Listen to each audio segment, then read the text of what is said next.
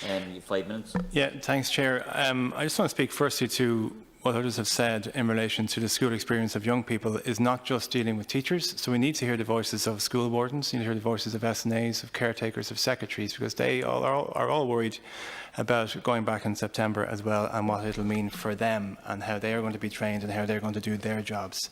Could I ask the ASDI and the TUI, please, to speak to fifth-year students and particularly vulnerable fifth-year students? Is it the case, I know it is the case, that many of your members are concerned that some fifth-year students may not come back, particularly vulnerable fifth-year students, anybody over 16 years of age, because of the length of time they've been out of the school system. There's no legal requirement for you to be in school over the age of 16. What concern is there that a vulnerable generation may actually be lost from the school system because of COVID? Can I ask the INTO, in terms of class sizes, do you think it's a reasonable request to ask government to suspend all teacher losses, that no school could lose a teacher over the summer, so that they are effectively equipped to deal with the massive challenge that is coming in September? Can I also speak to the fact that there seems to be an assumption amongst everybody that children and students are manageable at all times?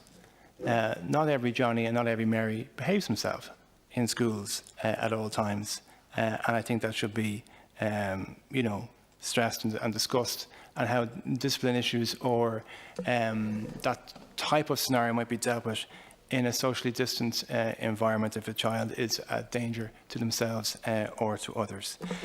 Isn't it a fact that if the Minister is intending to restrict access to education or to school by any enrolled students, that she has to refer to Section 25 of the Education Act, and needs to consult with patrons, National Association of Parents, recognised school management organisations and recognised trade unions? Can I ask, are you aware or have you had any contact from the Minister, who I know is only newly appointed, in terms of regulations that you will have to issue under Section 25 of the Education Act if she's made any contact with US trade unions?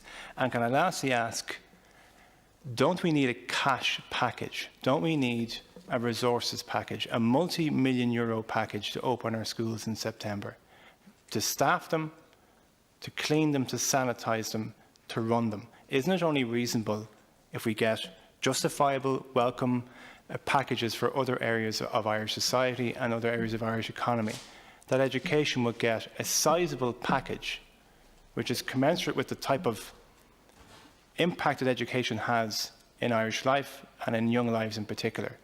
That it's not just about sending out a statement yesterday from the Department of Education, that money is going to matter in relation to going back to school in September, which we all, as others have said, we all are working together to try and achieve. Over to our witnesses. Who wants to take it first? Is it directed at anybody in particular? If I may.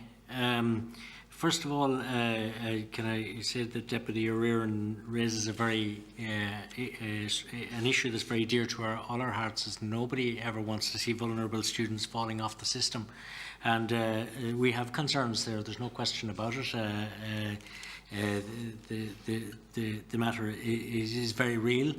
We note that there's a programme in DESH schools through the summer here. Hopefully there will be decent uptake on it in relation to attempting to address it, but I have a suspicion that even that won't be chipping at the iceberg, so to speak. In relation to his questions in relation to the making up for lost time, for want of a better word of it, I would point out there are positives within the systems. OECD studies down the years have shown that Irish teachers spend more time in their classrooms than the vast majority of other countries. Making up the lost time will be happily fed to some extent by that reality. Secondly, there are aspects that can be used which can mitigate what has taken place. My colleague Deirdre MacDonald there mentioned about what the State Exams Commission could do in terms of providing more variety in relation to examinations and so on, in terms of the breadth of the examination. And I also wouldn't discount the fact that an enormous amount of work was done with these students, the generality of them, since March. so they're not as far back as people might imagine. I'd also point out that, you know, if we are clever in terms of our approach and cut back to the bare bone in terms of what's important in the coming year, and we're talking about the business of getting away from the practice that has been plaguing schools in recent years, initiative overload. Every year you come in, there was a big raft of new initiatives to be dealt with, and let's get back to just concentrating on teaching and the teaching of students. There's a big role to be played here for the inspectorate to provide support.